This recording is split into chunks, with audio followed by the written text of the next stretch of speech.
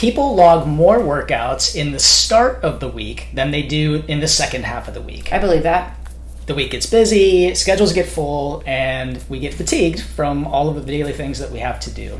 But there is one simple hack that is incredibly underrated to help you get your workout in every day.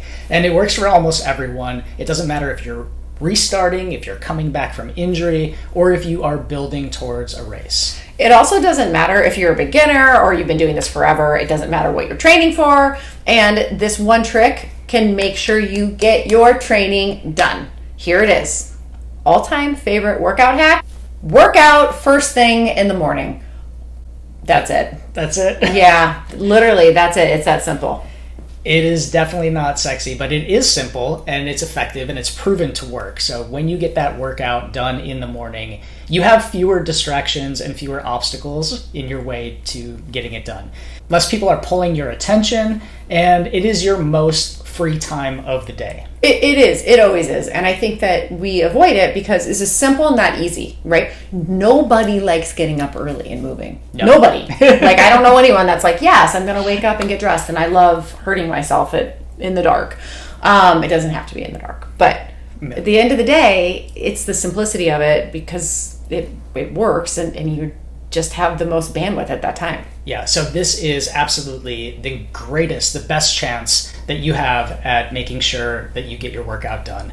But we also have 3 easy tips to help you implement this because, as you said, like, very few people are up and at 'em. Like, there are some morning people out there, but most of us could use a little bit of help here. So 3 easy tips to help you make this happen.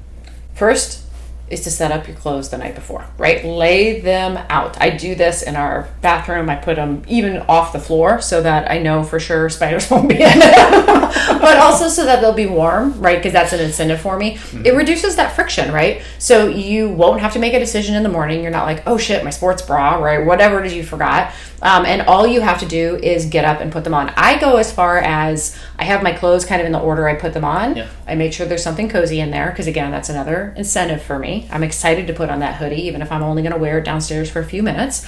And then I'm also going to put out my watch and my hair ties and all the other accessories together. And then I just have to scoop. Way easier than me trying to figure out where my A, B, and C is in the dark. Absolutely. And this is like, setting up your stuff for a race that you have the next day. It's all there. You can double check it. Yeah, it's like transition 0. Yeah. Right. But also, if you have a partner, this is going to make sure that you don't have the excuse of not wanting to wake up the person that you're sleeping next to, like by going into the closet to rustle around looking for your stuff. So set those clothes out. In our house, it actually helps because Brian almost is always up before me. He just has earlier call times, and he just needs longer in the morning than I do. But if I have my stuff set up, I know that I've never slept through an alarm in my life because I'm a pretty anxious sleeper. But I know he would have my back and be like, Robin's pile of clothes is there. Why is she not up at this time? So It's a nice little safeguard too. Yeah, definitely.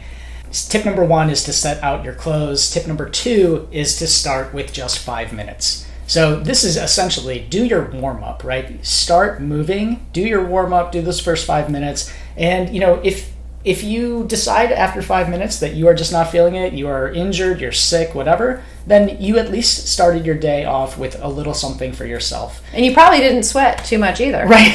So you might be able to go right back into bed. Probably don't even need a shower. The idea here is that once you're in motion, you are more likely to be in motion because very few people ever regret working out, but we almost always regret not doing what we said that we were going to do. So if this is something that you are really committed to, just start with 5 minutes and you will probably find that you will make it through the rest of the session because you're already there and you're already moving.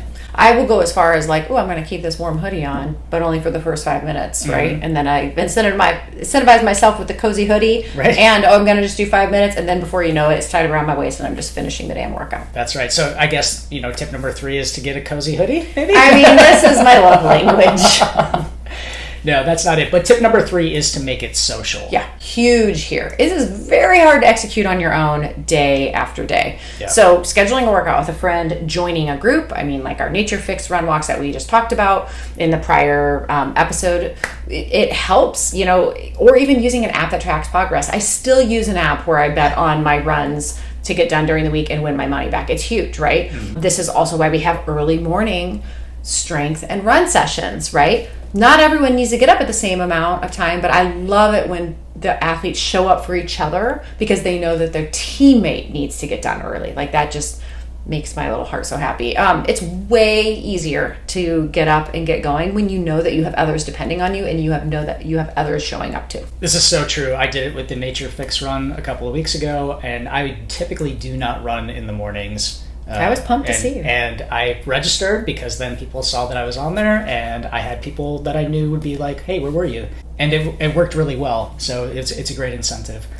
So morning workouts are not just a great way to ensure you get your workout in before the day gets away from you, but it also is a great way to set yourself up to have a great day, right? Like it really does help you feel better and probably be more productive for the whole day long. So it's kind of insurance. Yeah, I think a lot of people are worried about being tired later on in the day. And what I've found is that, I am not, and the people who work out in the morning are not necessarily more tired later in the day. You're actually more energized because you've done something for yourself. You've started off on a positive note, not just jumping straight into your phone, but actually moving your body, maybe being out in nature.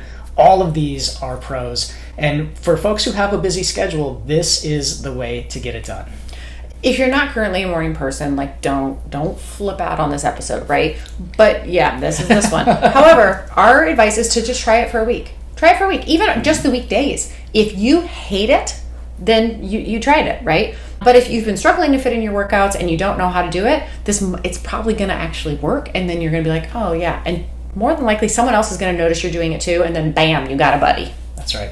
All right, so if you're like, yeah, all of this sounds great, but I really need my sleep, check out episode 113, our sleep episode, for 10 tips to improve your sleep so you can wake up feeling ready to take on those morning workouts.